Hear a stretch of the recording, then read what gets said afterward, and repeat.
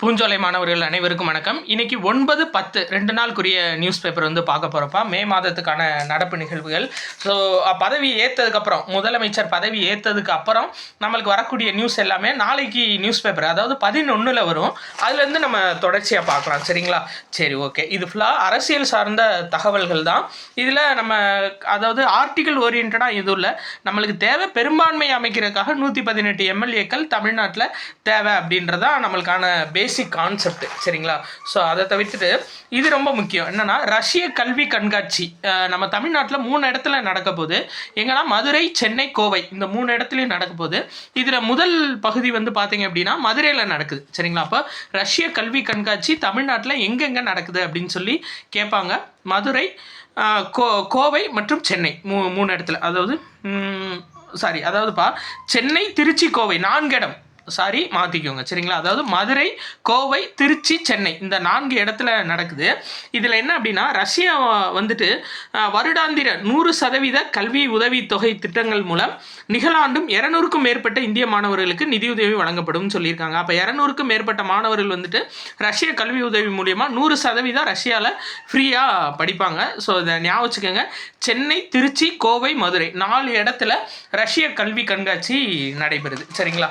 சரி, ஓகே. இப்போ அடுத்த நியூஸ் பார்க்கலாம்.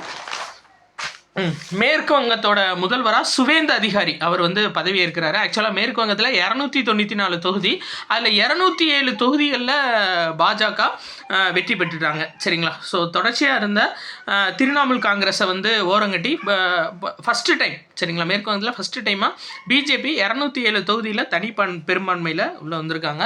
+2 பொதுத் தேர்வு வெளியிட்டிருக்காங்க. அதில் இந்த ஆண்டு ஈரோடு மாவட்டம் முதல் இடத்துல இருக்குது. இதில் பாருங்கள், +2 பொதுத் தேர்வில் 95.20% மாணவ மாணவிகள் தேர்ச்சி பெற்றிருக்காங்க. இது போன வருஷத்தை விட 0.17% அதிகம். சரிங்களா? அப்போ ரொம்ப முக்கியம்.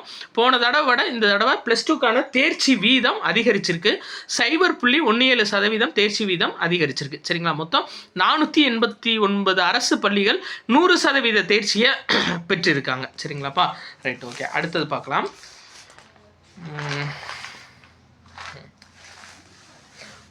அதாவது இந்தியா மீது பரஸ்பர வரி 10% விதிச்சிருந்தார் இல்லைங்களா?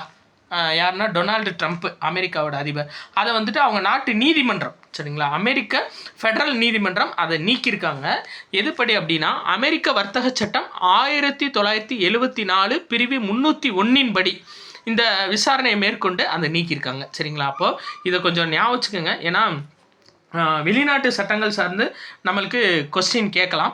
அதுபடி அமெரிக்க வர்த்தக சட்டம் 1974 பிரிவு 301 கீழே அந்த பரஸ்பர வரி பிற நாடுகளுக்கு அமெரிக்காவால் போடப்பட்ட பரஸ்பர வரி நீக்கப்பட்டிருக்கு. சரி, ரைட். அடுத்து இது ரொம்ப முக்கியம்பா. என்னன்னா, இந்தியா நேபாள் இடையே வந்து பார்த்தீங்க அப்படின்னா, அதாவது இந்த பாருங்கள், திபெத் தன்னாட்சி பகுதியில் கைலாச மலைக்கும் மான்சரோவர் ஏரிக்கும், அந்த கைலாச மலை இருக்குது பார்த்தீங்களா, அதுக்கும் மான்சரோவர் ஏரிக்கும் இந்த பௌத்தர்கள், இந்துக்கள், சமணர்கள்லாம் யாத்திரை மேற்கொள்வாங்க.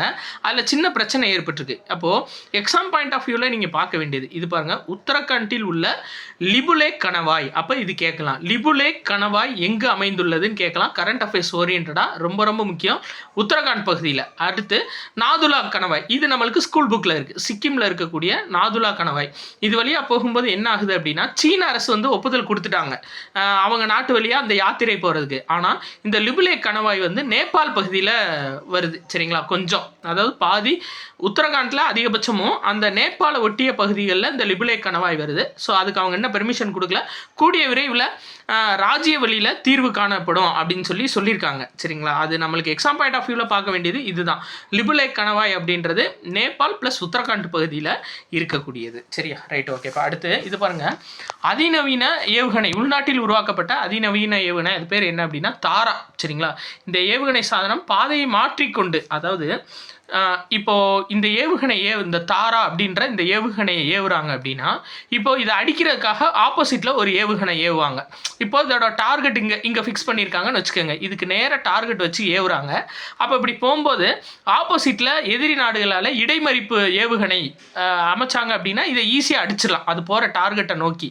ஆனால் இந்த ஏவுகணை, இந்த தாரான்ற ஏவுகணை என்ன செய்யும் அப்படின்னா, அதோட பாதையை மாற்றி திரும்ப அது டார்கெட்டை போய் கரெக்டாக அடிச்சிடும். இப்போ கரெக்டாக எதிரி ஏவுகணை வந்து இப்படி அனுப்புகிறாங்கன்னு வச்சுக்கோங்களேன், அதோட பாதை வந்து இதே இதில் இருக்காது. இந்த ஏவுகணை எதிரி ஏவுகணை இப்படி வந்துச்சுன்னா அதோட பாதையை அப்படி மாற்றி டார்கெட்டை வந்து கரெக்டாக அடிக்கக்கூடிய ஏவுகணை. இது ரொம்ப ரொம்ப முக்கியம், சரிங்களா. இது ஹைதராபாத்தில் உள்ள இமாரதா ஆராய்ச்சி மையம், ரொம்ப முக்கியம்ப்பா. ஹைதராபாத்தில் உள்ள இமாரத் ஆராய்ச்சி மையம் மற்றும் பாதுகாப்பு DRDO, சரிங்களா, பாதுகாப்பு ஆராய்ச்சி கவுன்சில் 2 பேரும் சேர்ந்து இந்த ஏவுகணையை உருவாக்கியிருக்காங்க, சரிங்களா. Right, okay. ஹண்டா வைரஸ் சார்ந்து நம்ம நேற்று நியூஸ்லேயே பார்த்துட்டோம், மேக்ஸிமம் பார்த்துட்டோம், அதை பார்க்கலாம், சரிங்களா. வேறு கூடுதலாக அது எந்த தகவலும் வந்துச்சுன்னா ஹண்டா வைரஸை பற்றி நம்ம அடுத்து பார்க்கலாம். அடுத்து இது பாருங்கள், இந்த முதலமைச்சராக பதவி இருக்கிறாரு தாவேகாவோட தலைவர். அதில் அவங்களுக்கு கூட்டணி கட்சி சார்ந்த விவரங்கள் கொடுத்துருக்காங்க. இது சும்மா நீங்கள் தெரிஞ்சு வச்சுக்கோங்க, சரிங்களா. தாவேகா வந்து 107 தொகுதியில் ஜெயிச்சிச்சு. காங்கிரஸ் 5 தொகுதி, இந்திய கம்யூனிஸ்ட் 2, மார்க்சிஸ்ட் கம்யூனிஸ்ட் 2, விடுதலை சிறுத்தைகள் 2, IUML இந்தியன் யூனியன் முஸ்லீம் லீக் 2, இவங்கெல்லாம் சேர்ந்து தான் மொத்தம் 120 இடங்கள் MLA இடங்கள் கொடுத்து அதில் வந்து ஜெயிக்க வச்சுருக்காங்க, சரிங்களா. ரைட், ஓகேப்பா. வேறு இந்த இது ரொம்ப முக்கியம் என்னென்னா, நவீன MIRV தொழில்நுட்பத்தோட அக்னி ஏவுகணை சோதனை பண்ணியிருக்காங்க. ஃபஸ்ட்டு இந்த MIRV அப்படின்னா என்னன்னு தெரிஞ்சுக்கோங்க. மல்டிபிள் இண்டிபெண்டன்ட்லி டார்கெட்டபிள், அதாவது டார்கெட்டபிள் ரீஎன்ட்ரி வெஹிக்கிள். நல்லா ஞாபகம் வச்சுக்கோங்க. MIRV அப்படின்றது multiple independently targetable reentry vehicle.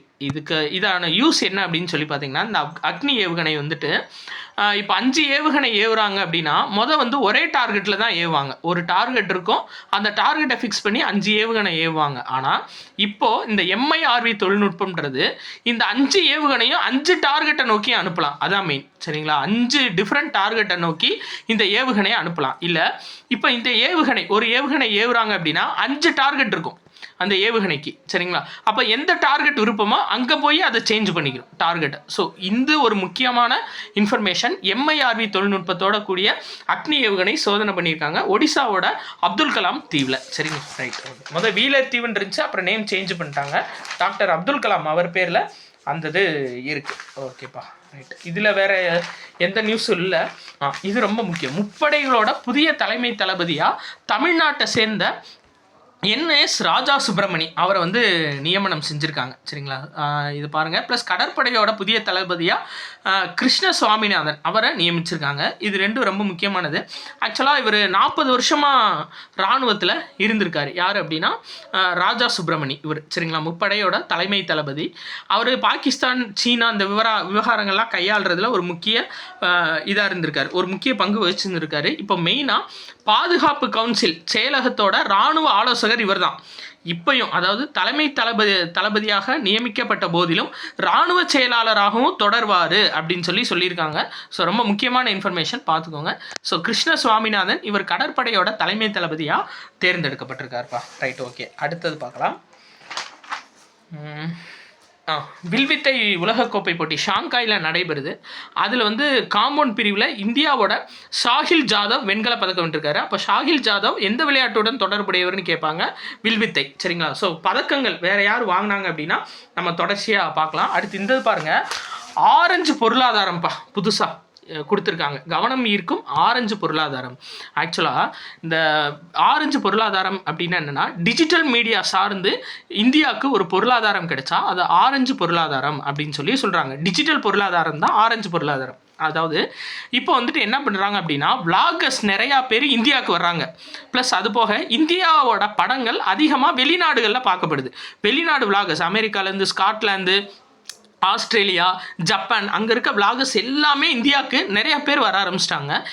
ஏன் அப்படின்னா இங்கே வந்து அவங்களோட மதிப்புப்படி நம்ம இதில் எல்லாமே ரொம்ப சீப்பாக கிடைக்குது.